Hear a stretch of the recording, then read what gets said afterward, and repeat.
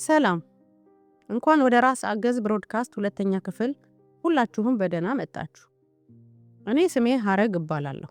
በአእምሮ ውጥረት ምክንያት የሚፈጠርን ጫና እንድንቋቋም የሚረዱን አዳዲስ ልምምዶችን ለመቀጠል በዚህ ክፍል ከእናንተ ጋር እሆናለሁ።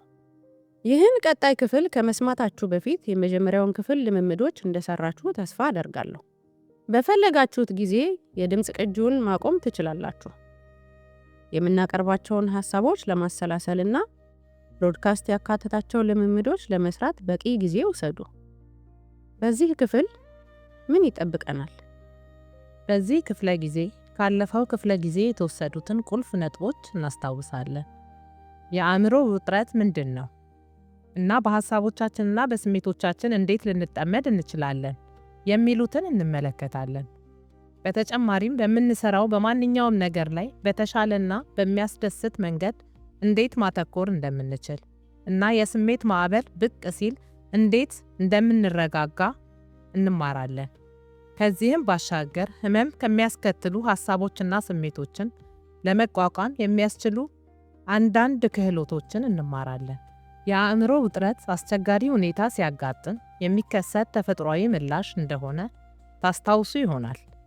ቀደም ሲል እንደተነጋገርነው ውጥረት ሲያጋጥመን የሚያሙ ሐሳቦችና ስሜቶች ፍርሃትን፣ ንዴትን፣ ሐዘንን ወይም የጥፋተኝነት ስሜትን አስከትለው ይመጣሉ። እነዚህም መጥፎ ትዝታዎች ወይም ስለ ወደፊቱ የሚያስጨንቁ ሐሳቦች ሊሆኑ ይችላሉ። እንዲያውም ራሳችንን ወይም ሌሎችንም ጭምር ልንወቅስ እንችላለን። አንዳንዴ የአእምሮ ውጥረት እንደ ራስ ምታት፣ የሆድ ህመም፣ የልብ ምት መጨመር ወይም አፍ መድረቅ ባሉ የሰውነት ስሜቶች ሊገለጥ ይችላል። እነዚህ ሐሳቦችና ስሜቶች በቀላሉ ሊያጠምዱንና ከህይወታችንና ለእኛ አስፈላጊ ከሆኑ ነገሮች ሊያርቁን ይችላሉ። ለምሳሌ ከዚህ በፊት የደረሰብንን የሚያሰቃዩ ክስተቶች በማስታወስ ወይም ስለ ወደፊቱ በመጨነቅ ታስረን ልንቀር እንችላለን። በዚህም የተነሳ የአሁን ህይወታችን ይቋረጣል። በዙሪያችን ስላለው ነገር ሙሉ በሙሉ ላናውቅ እንችላለን። ከቤተሰባችን፣ ከጓደኛችንና በዙሪያችን ካሉ ሰዎች ጋር ሙሉ በሙሉ መግባባት አንችልም ወይም ትኩረት አንሰጥም። የምንሰራው ነገር ላይም ሙሉ በሙሉ ትኩረት አንሰጥ ይሆናል። የሚያሳዝነው በአሳማሚ ሐሳቦቻችንና ስሜቶቻችን ስንጠመድ ህይወታችንን ይበልጥ የሚያባብሱ ነገሮችን እናደርጋለን። አንዳንድ ሰዎች በስሜት ማዕበል ውስጥ ሲጠመዱ እንቅስቃሴ አልባ ይሆናሉ፣ እጅ ይሰጣሉ እና አስፈላጊ ነገሮችን አይሰሩም። ሌሎች ደግሞ ራሳቸውን የሚወዷቸው ሰዎች ያርቃሉ። ከቤተሰቦቻቸው፣ ከጓደኞቻቸውና ከጎረቤቶቻቸው ይገለላሉ፣ ወይም ደግሞ በጣም ጸጥ የሚሉና ትንሽ የሚያወሩ ይሆናሉ። አንዳንዶች ደግሞ ጠበኛ ወይም አጥፊ ይሆናሉ፣ ወይም ደግሞ ሌሎች ላይ መፍረድ፣ መተቸት ሊጀምሩ ይችላሉ። ከጓደኞች፣ ቤተሰብና ጎረቤቶች ጋር ክርክር ይጀምራሉ፣ ያጣጥላሉ፣ ግጭት ይፈጥራሉ ወይም ወደ ግጭት ይገባሉ እና ሰዎችን በአካል ሊያስፈራሩ ወይም ሊያጠቁ ይችላሉ። የሚያሙ ሐሳቦችና ስሜቶችን መቀላቀል ስንማር ውጥረትን በተሻለ መንገድ መቋቋም እንጀምራለን። ከዚህ የመላቀቅ መንገድ አንዱ በጣም የምንጠነቀቅላቸውን ሰዎች ማግኘትና የምንሰራቸውን ነገሮች ላይ ትኩረት ማድረግ ይበልጥ መሳተፍ ነው። ይህ ደግሞ ተግባራትን በተሻለ መንገድ እንድንሰራ ይረዳናል፣ ከሌሎች ጋር ያለን ግንኙነት ያሻሽላልና በራሳችን ይበልጥ እንረካለን። አንድ ጥያቄ ልጠይቃችሁና አስቡበት። የድምፅ ቅጂውን ማቆምና ሐሳቦቻችሁን በወረቀት ላይ መጻፍ ትችላላችሁ። አሳማሚ ሐሳቦችንና ስሜቶችን ለማስወገድ ብዙውን ጊዜ ምን ታደርጋላችሁ? አንዳንድ ምሳሌዎችን እነሆ። የተከሰቱትን መጥፎ ነገሮች ላለማሰብ መሞከር፣ ማጨስ፣ አልኮል መጠጣት ወይም ሱስ የሚያስይዙ ነገሮችን መጠቀም፣ አልጋ ላይ ተኝቶ መዋል፣ ከሌሎች ጋር መጨቃጨቅና መተቸት፣ ራሳችንን መውቀስ ወይም መተቸት። እነዚህ ጥቂት ምሳሌዎች ናቸው። ጊዜ ወስዳችሁ የምታደርጉትን ጻፉ። ዝግጁ ስትሆኑ የድምፅ ቅጂውን እንደገና ማስጀመር ትችላላችሁ። እነዚህን ሐሳቦችና ስሜቶች ለማስወገድ ብዙ መንገዶች አሉ። እነዚህ መንገዶች በአብዛኛው ለአጭር ጊዜ ጥሩ ስሜት እንዲሰማችሁ ያደርጋሉ። ነገር ግን ከጥቂት ጊዜ በኋላ እነዚህ ሐሳቦችና ስሜቶች በይበልጥ እየጠነከሩና እየባሱ ይመጣሉ። ከእነዚህ ዘዴዎች አንዳቸውም ቢሆኑ እነዚህን አሳማሚ ሐሳቦችና ስሜቶች በረጅም ጊዜ ውስጥ አያስወግዷቸውም። ለአጭር ጊዜ ሊጠፉ ይችላሉ፣ ነገር ግን በፍጥነት እንደውም ብዙውን ጊዜ ከበፊቱ በበለጠ ኃይል ይመለሳሉ። የእነዚህ ዘዴዎች ችግር በረጅም ጊዜ ቆይታ ሕይወታችሁን የከፋ እንዲሆን ማድረጋቸውና መከተል ከምትፈልጉት መንገድ መሆን ከምትፈልጉት ሰው ማንነት ማራቃቸው ነው። ለምሳሌ አንዳንድ ሰው አሳማሚ ሐሳቦችና ስሜቶችን ለመቋቋም አልኮል ሲጠጣ፣ ሲያጨስ ወይም ሌላ ንጥረ ነገር አደንዛዥ እጽ ሲወስድ አስቡት። አልኮልና አደንዛዥ እጾች እነዚህ ሐሳቦችና ስሜቶች ለተወሰነ ጊዜ እንዲጠፉ ቢያደርግም በረጅም ጊዜ ውስጥ ምንም ለውጥ አያመጡም። በተጨማሪም በተደጋጋሚ ስንጠቀማቸው ሁኔታውን ይበልጥ የሚያባብሱ አዳዲስ ችግሮችን ይፈጥራል። ወይም ደግሞ እነዚህን አሳማሚ ሐሳቦችና ስሜቶች ለማስወገድ በቤት ውስጥ ብቻውን ለመቆየት የሚሞክር ሰውን አስቡ። ይህ ለጥቂት ጊዜ እፎይታ ሊያስገኝ ይችላል፣ ነገር ግን ይህ በተደጋጋሚ ማድረግ አስፈላጊ ጓደኞችን ማጣት ወይም ቤተሰቡን ለመርዳት ያለውን አቅም ማጣት የመሳሰሉ ሌሎች ችግሮችን ያስከትልበታል። አሳማሚ ሐሳቦችንና ስሜቶቻችንን ለማስወገድ ለምን ያስቸግረናል? ብዙዎቻችን ስሜቶቻችንና ሐሳቦቻችንን መቆጣጠር እንዳለብን ተምረናል። ምናልባት በልጅነታችን ማልቀስ እንድናቆም ወይም ሁል ጊዜ ደስተኛ መሆን አለብን ተብለን ተገደን ይሆናል። ወይም ደግሞ በሕይወታችን ውስጥ ሌሎች ነገሮችን መቆጣጠር ከቻልን ስሜቶቻችንና ሐሳቦቻችንን መቆጣጠር አለብን ብለን እናስብ ይሆናል። እውነታው ግን ስሜቶችንና ሐሳቦችን መቆጣጠር በዕለት ተዕለት ሕይወታችን የምናደርጋቸውን ነገሮች ከመቆጣጠር ጋር አንድ አይነት አይደለም። የምናስበውን ወይም የሚሰማንን ስሜት በማንኛውም ጊዜ መቆጣጠር አንችልም። በተቃራኒው አንድ የተወሰነ ሐሳብ ወይም ስሜት ለማስወገድ ስንሞክር ብዙውን ጊዜ ስለ ነገሩ የበለጠ እንድናስብ እንሆናለን። አንድን ሐሳብ ወይም ስሜት ለማስወገድ በሞከርን ቁጥር ኃይሉና በእኛ ላይ ያለው ተጽዕኖ ይጨምራል። ግን ሌላ መንገድ አለ። ከአሳማሚ ስሜቶችና ሐሳቦች እንዴት መላቀቅ እንደምንችል መማር እንችላለን። ስንላቀቃቸው ግን ፈጽሞ ይጠፋሉ ማለት አይደለም፣ አብረውን ይኖራሉ። በመጨረሻም እነዚህ ሐሳቦችና ስሜቶች የኛ አካል ናቸው፣ ግን ከእንግዲህ እኛን መቆጣጠር አይችሉም። አሁን እንዴት ብላችሁ እየጠየቃችሁ ይሆናል። እንዴት እንደሆነ አድምጡ። አሁን የመጠመድን ትርጉም በግልጽ እንድንገነዘብ የሚረዳን አንድ ልምምድ እንስራ። ይህ ልምምድ ለመጀመሪያ ጊዜ ሲያዩት ትንሽ እንግዳ ወይም አስቂኝ ሊመስል ይችላል። ሆኖም በሐሳቦቻችን ውስጥ ለመጠመድ ምን ያህል ቀላል እንደሆነና ይህ ሲሆን ደግሞ የሕይወታችንን እይታ እንዴት እንደሚያደናቅፍ በግልጽ ያሳየናል። አሁን በፊታችሁ ባለው አዳራሽ ውስጥ የምትጠነቀቁላቸው ነገሮች ሁሉ እንዳሉ አስቡ። ቤተሰቦቻችሁን፣ ጓደኞቻችሁን፣ ጎረቤቶቻችሁን፣ ማህበረሰቡን እና የምትወዷቸውን እንቅስቃሴዎች ሁሉ እንደ መዘመር፣ መጸለይ፣ ማዕድ መቋደስ ወይም ከልጆቻችሁ ጋር መጫወት። እንዲሁም በዚህ ሁኔታ ውስጥ ራሳችሁን ለማሻሻል የሚያስፈልጓችሁን አስፈላጊ ተግባራት ሁሉ አስቡ። በተጨማሪም የሚገጥሟችሁን ተግዳሮቶች፣ ችግሮች እና ከባድ ሁኔታዎች ሁሉ አስቡ። አሁን በሐሳቦቻችን ወይም በስሜቶቻችን ስንጠመድ ምን እንደሚሆን እንመልከት። እጆቻችሁን ቀስ በቀስ ወደፊታችሁ አንሱና አይኖቻችሁ እስኪሸፈኑ ድረስ አቅርቧቸው። በሐሳቦቻችን እና በስሜቶቻችን ስንጠመድ የምንሆነው እንደዚህ ነው። እጆቻችሁን እንደዚህ አድርጋችሁ ያዙና የምትናፍቋቸውን ነገሮች አስተውሉ። ከቤተሰቦቻችሁ ስንቱን ማየት ትችላላችሁ? ከፊት ለፊታችሁ የምትወዱት ሰው ቢኖር ሙሉ ትኩረታችሁን መስጠት ምን ያህል ከባድ ነው? ሕይወታችንን ለማስቀጠል አስፈላጊ የሆኑ ውሳኔዎችን እና እርምጃዎችን መውሰድ ምን ያህል ከባድ ነው። መጠመድ የምንለው ይህ ነው። እነዚህ ሐሳቦችና ስሜቶች አጥምደዋችኋልና ከሕይወታችሁና ከምትጠነቀቁላቸው ነገሮች አርቀዋችኋል። አሁን ቀስ በቀስ እጃችሁን ማንሳት ጀምሩ።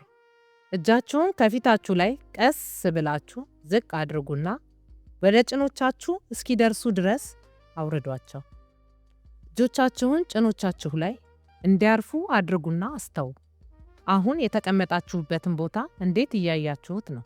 በቀላሉ ከአካባቢያችን ጋር መተባበርና መገናኘት ቀላል እንደሆነ ይሰማችኋል? እጆቻችሁን እና ክንዶቻችሁን አንቀሳቅሱ።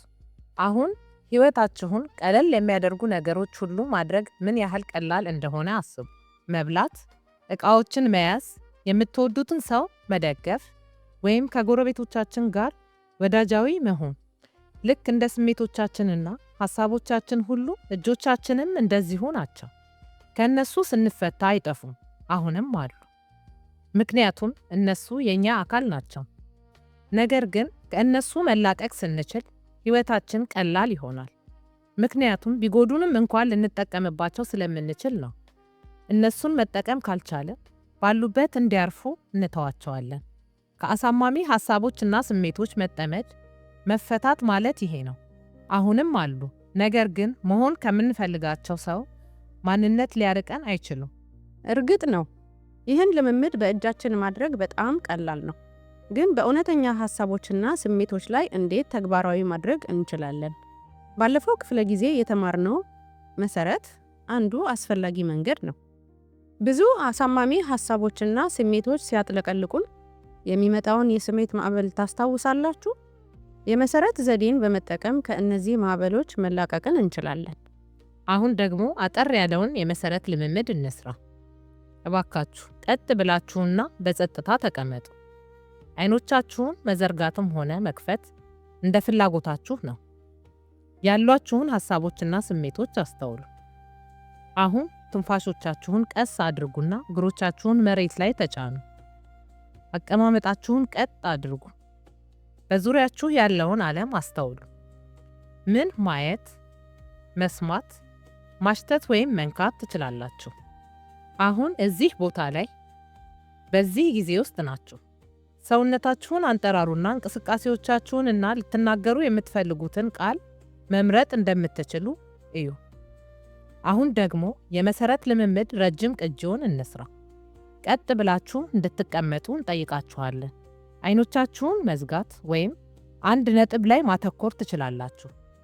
አሁን ያሉትን ሐሳቦችና ስሜቶች ለማስተዋል ጊዜ ውሰዱ። ትንፋሻችሁን በአፍንጫችሁ ቀስ ብላችሁ የምታስገቡበትን መንገድ ሞክሩና በዝግታ ወደ ውጪ አውጡ። እግሮቻችሁን መሬት ላይ ተጫኑ። እንዲሁም እጆቻችሁን ዘረጋጉ ወይም አብራችሁ አጥብቋቸው። በዝግታ ትንፋሻችሁን አውጡ። አየሩ ከሳምባችሁ እንዴት እንደሚወጣ አስተውሉ። ሳምባችሁ ባዶ ሲሆን ትንሽ ያዙና 3 ከቆጠራችሁ በኋላ እንደገና ትንፋሽ ውሰዱ። እንደገና ትንፋሽ ስትወስዱ በጣም በዝግታ ውሰዱ። በጥልቀት ትንፋሽ ለመውሰድ አትሞክሩ። የማዞር ስሜት ከተሰማችሁ በፍጥነትና በጥልቅ እየተነፈሳችሁ ነው ማለት ነው። ስለዚህ ትንፋሻችሁን ቀነስ አድርጉ። አየሩ እንዴት እንደሚገባና እንደሚወጣ አስተውሉ። ለመጀመሪያ ጊዜ የምትተነፈሱ ያህል ትንፋሻችሁን አስተውሉ። ትኩረታችሁ ከተከፋፈለ ይህ ተፈጥሯዊ እንደሆነ አስታውሱ። ከዚያም ወደ ትንፋሻችሁ ተመለሱ። ትንፋሻችሁን በመመልከት ጠቃሚ ክህሎት እየተማራችሁ ነው። ትኩረት ማድረግንና መሳተፍን እየተማራችሁ ነው።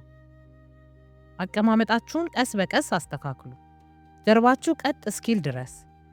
ከዚያም ሰውነታችሁን ዘረጋጉና በመንጠራራት ጊዜ የሚሰማችሁን ስሜት አስተውሉ።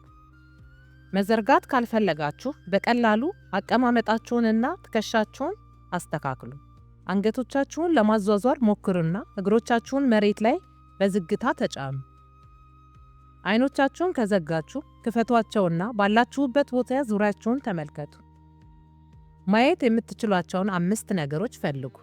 መስማት የምትችሏቸውን 3 ወይም 4 ድምጾች ለዩ። ስትተነፍሱ ምን ሽታዎች እየሸተቷችሁ ነው?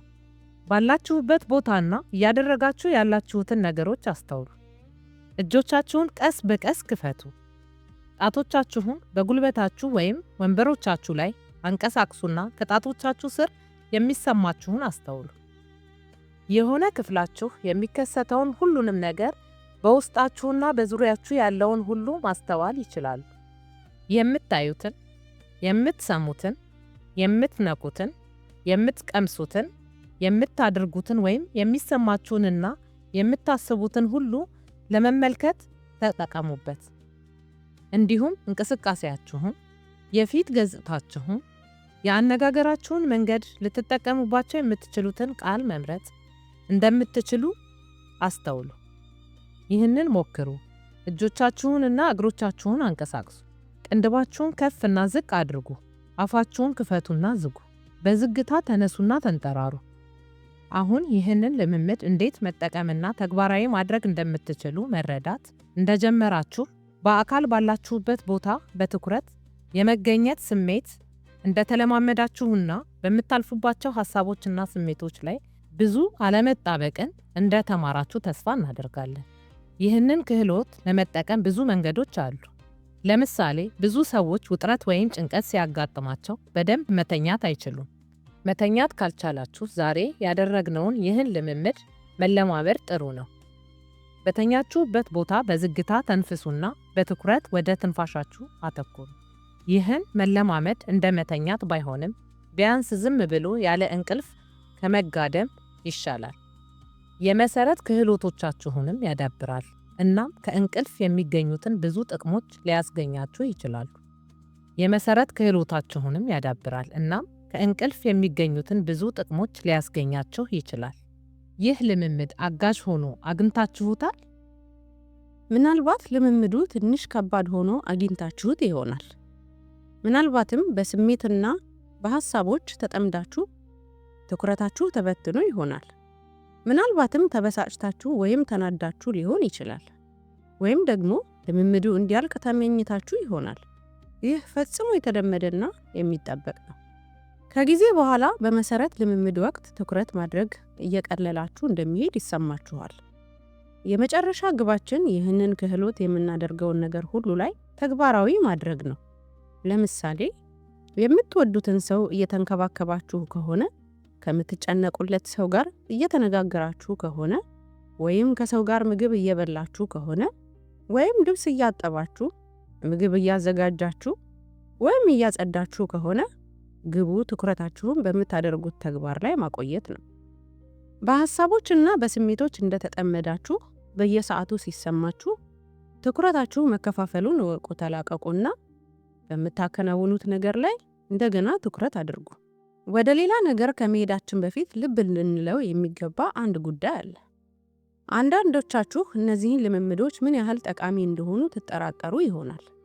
አንዳንድ ሰዎች ይህ ልምምድ እየረዳኝ አይደለም፣ እነዚህን ሐሳቦች አያሰጉዳቸውም ብለው ለራሳቸው ይናገራሉ። ይህ ከሆነ እነዚህ ልምምዶች ሐሳቦችንና ስሜቶችን ለማስወገድ የታሰቡ እንዳልሆኑ አስታውሱ። ዓላማቸው መላቀቅ ነው። እጆቻችን ሐሳቦቻችንና ስሜቶቻችን ናቸው ብለን አስበን የሰራነውን የእጅ ልምምድ አስታውሱ። እነዚያ እጆች ልምምዱ ሲያልቅ አልጠፋም።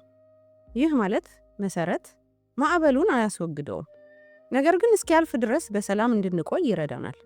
ከዛፍ ላይ ወርደን መሬት ላይ መቆምን አስታውሱ። በብዙ ሁኔታዎች ውስጥ የስሜት ማዕበሎችን ማቆም አንችልም፣ ነገር ግን በተግባር ለእነዚህ ማዕበሎች በተለየና የበለጠ ውጤታማ በሆነ መንገድ ምላሽ የመስጠት ችሎታ ይኖረናል።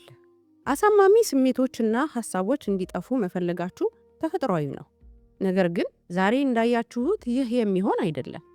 ለዚያም ነው በዚህ ብሮድካስት ውስጥ አሳማሚ ሐሳቦችንና ስሜቶችን ለማጥፋት ከመሞከር ይልቅ መላቀቅንና በዙሪያችን ካለው ዓለም ጋር ማዋሃድን የምንሞክረው።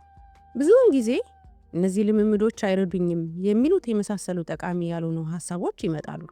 ለዚህም ነው ከነዚህ ሐሳቦች ራሱ በተደጋጋሚ መላቀቅ የሚያስፈልገው። በዚህ ክፍል ሁለተኛ አጋማሽ ላይ ይህንን የመላቀቅ ተግባር በቀላሉ የምትፈጽሙበት ቀላል መንገድ እናስተምራችኋለን። እኛም ማስተዋልና መሰየም ብለን እንጠራዋለን። ግን ከዚያ በፊት ስለ ሐሳቦችና ስሜቶች ትርጉም ትንሽ እናስብ። ሐሳቦችና ስሜቶች ስንል ምን ማለታችን ነው? ሐዘን ሲሰማን፣ ስንናደድ፣ ከቀድሞ ስህተቶቻችን የመነጨ የጥፋተኝነት ወይም የህፍረት ስሜት ሲሰማን እንዴት እናስባለን? ብዙዎቻችን የተከሰቱትን አስቸጋሪ ነገሮችና ነገሮችን በተለየ መንገድ ማድረግ ይቻል እንደነበር እናስባለን። የወደፊቱን ስንፈራ ደግሞ ሊከሰቱ ስለሚችሉ መጥፎ ነገሮች፣ እነዚያ ነገሮች ከተከሰቱ ሕይወት ምን ያህል ከባድ እንደምትሆንና ይህ የወደፊት ጊዜ የተሻለ ለማድረግ ወይም መጥፎ ነገሮች እንዳይከሰቱ ለመከላከል ምን ማድረግ እንደምንችል እናስባለን። እነዚህን ስሜቶች ለሌሎች ስንነግራቸው የምንጠቀማቸው ቃላት ንግግር ይባላሉ። ይህንን ንግግር በወረቀት ላይ ከጻፍነው ጽሑፍ ይባላል። ለራሳችን የምናሰላስላቸው ከሆነ ደግሞ ሐሳባችን ብለን እንጠራቸዋለን። እነዚህ ሐሳቦች በምስል መልክ ሊሆኑ ይችላሉ። ሰዎችንና አስቸጋሪ ክስተቶችን ስንመለከት ፊልም እንደምንመለከት ወይም የፎቶ አልበም እንደምናገላብጥ ያህል ነው። ብዙዎቻችን ደግሞ የወደፊቱን አስደሳች ወይም መጥፎ ክስተቶችን ስናስብ በምስል መልክ እናስባለን።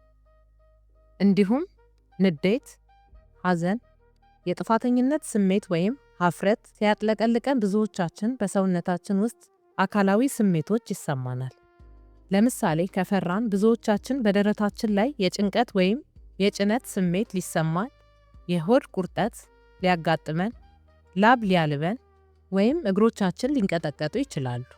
እነዚህን ስሜቶች ወይም አካላዊ ስሜቶች እንላቸዋለን። ስለዚህ ሐሳቦች ስናስብ፣ ስንጨነቅ፣ ስናስታውስ ወይም የወደፊቱን ስናቅድ ወይም ዝም ብለን ከራሳችን ጋር ስንነጋገር ወደ አእምሯችን የሚመጡ ቃላቶችና ምስሎች ናቸው። ማለትም ለራሳችን የምንናገራቸው ቃላት ሐሳቦች ናቸው። ስሜቶች ደግሞ በሰውነታችን ውስጥ በተለያዩ ቦታዎች ላይ የሚሰሙን ናቸው። ለምሳሌ ውጥረት ሲሰማን መንጋጋችን እና ራሳችን ላይ ህመም እንዳለ ይሰማናል። የልብ ምታችን እየጨመረ ሆድ ቁርጠትም አብሮ ይሰማናል። ምንም ማድረግ አልችልም ወይም አደጋ ላይ ነኝ የሚሉ ሐሳቦች ይመጡብናል። በተቃራኒው ደስተኛ ስንሆን ሰውነታችን ቀለል ብሎ ይሰማናል። ጥሩ ጊዜ እያሳለፍን ነው ወይም ሰዎችን እወዳለሁ የሚሉ ሐሳቦች ይመጡብናል። አሁን ደግሞ ብዙውን ጊዜ ውጥረት ሲሰማን የሚታዩትን ሐሳቦችና ስሜቶች እንመለከታለን። እነዚህ ስሜቶችና ሐሳቦች ምን እንደሆኑ ለማወቅ የድምፅ ቅጂውን እንድታቆሙ ጠይቃችኋለሁ። ወረቀትና ብዕር አዘጋጅታችሁ የአንድ ሰው ምስል ስሩ። ከፊት ወይም ፊቱን የምናይበትና ከኋላ ወይም ፀጉሩንና ጀርባውን የምናይበት የሚታይ ምስል። በዚህ ሰውነት ምስል ላይ አብዛኛውን ጊዜ አካላዊ ስሜት በሚሰማችሁ ቦታዎች፣ በተለይም የአእምሮ ውጥረት ውስጥ በሆናችሁ ጊዜ በሚሰማችሁ ቦታዎች በሙሉ ምልክት አድርጉባቸው። ለምሳሌ የአእምሮ ውጥረት ሲሰማችሁ ራስ ምታት፣ በትከሻችሁ፣ በጀርባችሁ፣ በሆዳችሁ ወይም በሌላ ቦታ ህመም ሊሰማችሁ ይችላል። ለምሳሌ ውጥረት ሲሰማኝ ራሴን የሚያመኝ ከሆነ በምስሉ ላይ በዚያ አካባቢ ክብ እሰራለሁ። ወይም ውጥረት ሲሰማኝ ሆዴ የሚረበሽ ከሆነ በዚያ አካባቢ ክብ እሰራለሁ። ወይም የውጥረቱን ስሜት በስዕል አስቀምጣለሁ። ሁለተኛው ስዕል ትልቅ ደመና ሲሆን በዚህ ደመና ውስጥ ውጥረትን የሚያስከትሉባችሁን የሚያበሳጩን ሐሳቦች ሁሉ ጻፉ። ለምሳሌ ስለ ቤተሰቤ ይጨነቃለሁ፣ ስለ ስራዬ ይጨነቃለሁ፣ ስለ ጤናዬ ይጨነቃለሁ የመሳሰሉ ቃላቶች፣ ትዝታዎች ወይም ለራሳችን የምንናገራቸው የሚያበሳጩ አረፍተ ነገሮችም ሊሆኑ ይችላሉ። ይህንን እንድትስሉ የጠየኳችሁ ለምን እንደሆነ ለምትጠይቁኝ የሚያበሳጩንን ሐሳቦችና ስሜቶች ማስተዋልና መሰየም በጣም አስፈላጊ ስለሆነ ነው። አሳማሚ ሐሳቦቻችንንና ስሜቶቻችንን መለየትና መሰየም ኃይላቸውን ያሳጣቸዋል እናም የሚፈጠሩትን ጫና ይቀንሳል። ማስተዋልና መሰየም ወደ ኋላ የመመለስና የምንፈልገውን ምላሽ የመምረጥ ዕድል ይሰጠናል። አሁን ማስተዋልና መሰየምን እንለማመዳለን። በአሁን ወቅት የተጣበቅንባቸው አሳማሚ ሐሳቦች ወይም ስሜቶች አሉ? ከሌሉ ውጥረት ውስጥ ሲሆኑ የሚመጣ ማንኛውንም ሐሳብ ወይም ስሜት ለመምረጥ ይሞክሩና መልመጃውን ለመስራት እንዲችሉ ስሜቱ እንዳለ ይቁጠሩት። የመጀመሪያው እርምጃ እነዚህ ሐሳቦችና ስሜቶች በጉጉት መመልከት ነው። ልክ ለመጀመሪያ ጊዜ እንደገጠሙን ልክ አንድ ትንሽ ልጅ ለሱ አዲስ የሆነ ነገር እንደሚያይ። ማለትም ያለዎትን ሐሳብ ወይም ስሜት ይምረጡ እና ሐሳብ ከሆነ ምስል ነው ወይስ ቃላት? ስሜት ወይም አካላዊ ስሜት ከሆነ በሰውነታችን ውስጥ በትክክል የትኛው ቦታ ላይ ነው የተሰማን? ከዚያም ለራሳችን እዚህ አሳማሚ ስሜት አለ ወይም ይህ አሳማሚ ሐሳብ ነው እንበል። ከዚያም ይህ አሳማሚ ስሜት ወይም ሐሳብ ብዙ ሰዎች ውጥረት ውስጥ ሲሆኑ የሚከሰት ተፈጥሮ ነገር ነው እንላለን። አስቸጋሪና የማይፈለግ ነው፣ ግን ተፈጥሯዊ ነው። እያስተዋልኩ ነው የሚለውን ሐረግ ስንጠቀምበት ሊረዳን ይችላል። ለምሳሌ ለራሳችን ደረቴ ውስጥ መወጠር እንዳለ እያስተዋልኩ ነው፣ ወይም ስለ ወደፊቱ እየተጨነቅኩ እንደሆነ እያስተዋልኩ ነው፣ ወይም ሆዴ እንደታመመ እያስተዋልኩ ነው እንበል። ሐሳብን ወይም ስሜቱን አንዴ ካስተዋልንና ከሰየምን በኋላ ከዚህ በፊት የተለማመድነውን የመሰረት ልምምድ ልንለማመድ እንችላለን። ስለዚህ በዙሪያችን ያለውን ነገር እንመለከታለን እና ልናየው፣ ልንሰማው፣ ልንነካው፣ ልንቀምሰው እና ልናሸት የምንችለውን ለመለየት እንሞክራለን። ሦስቱንም ደረጃዎች አንድ ላይ እንሞክራለን። አንደኛ፣ አንድ ሐሳብዎን ወይም ስሜትዎን በጉጉት ይከታተሉ። ሁለተኛ፣ አሁን ይሰይሙት። ይህ አሳማሚ ሐሳብ ነው ወይም አሳማሚ ስሜት እያስተዋልኩ ነው። ሦስተኛ፣ በዙሪያው ያለውን ዓለም ይመልከቱ። ምን ማየት፣ መስማት፣ ማሽተት ወይም መንካት ይችላሉ? ከዓለም ጋር ይገናኙ። በዚህ ቦታ በዚህ ሰዓት አሉ። ሰውነቶን ያንቀሳቅሱና እንዴት እንደሚያንቀሳቅሱ መምረጥ እንደሚችሉ ያስተውሉ። የሆነ ነገር ማድረግ ይችላሉ።